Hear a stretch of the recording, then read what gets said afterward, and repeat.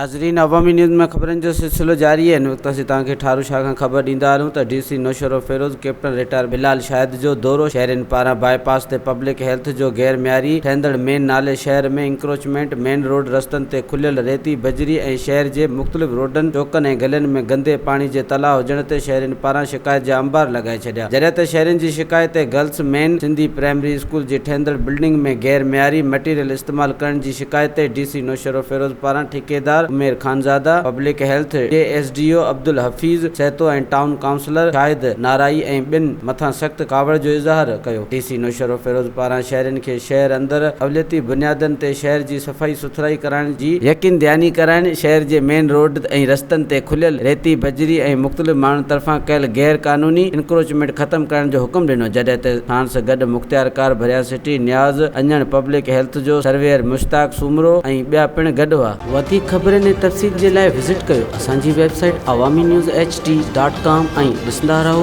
Awami news HD।